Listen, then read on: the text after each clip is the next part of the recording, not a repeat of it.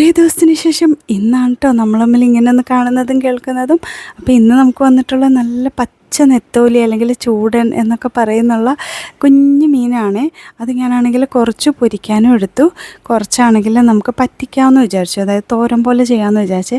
ഇന്നെനിക്ക് മീൻ വെട്ടേണ്ട ആവശ്യമൊന്നും വന്നില്ല, കാരണം ഇവിടെ ഒരു ഹെൽപ്പർ ചേച്ചി വന്നിട്ടുണ്ടായിരുന്നുകൊണ്ട് തന്നെ പുള്ളിക്കാരി എല്ലാം വൃത്തിയാക്കി ക്ലീൻ ചെയ്ത് തന്നിട്ടുണ്ടായിരുന്നു. എനിക്കത് ജസ്റ്റ് അടുപ്പത്ത് വെച്ചാൽ മാത്രം മതിയായിരുന്നു.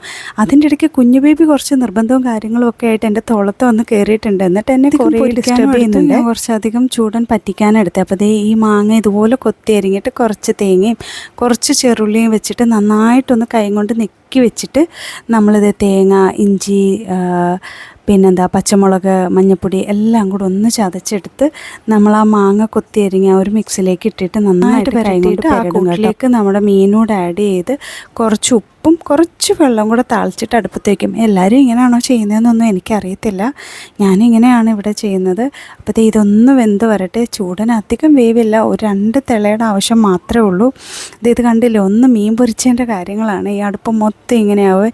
എനിക്കാണെങ്കിൽ ഇത് ഇഷ്ടമില്ലാത്തൊരു കാര്യമാണ്. ഇവിടെ മിക്കപ്പോഴും ഇത് സംഭവിക്കാറുണ്ട്, എത്ര തുടച്ചാലും മാറാറില്ലേ. അങ്ങനത്തെ ഈ മീനൊന്ന് പൊരിച്ചെടുത്തിട്ടുണ്ട്. ഈ ചൂടൻ കുറച്ച് മുരിങ്ങൊന്ന് പൊരിച്ചെടുക്കുന്നത് നല്ല ടേസ്റ്റാണ്, ഇങ്ങനെ കുറച്ചുകൊണ്ടിരിക്കാൻ എനിക്ക് ഏറ്റവും ഇഷ്ടമുള്ള കാര്യമാണ്. ഒരുപാടൊന്നും കഴിച്ചില്ല, ഈ ഇടയായിട്ട് ഞാൻ കുറച്ച് ഡയറ്റ് എടുക്കുന്നുണ്ട്.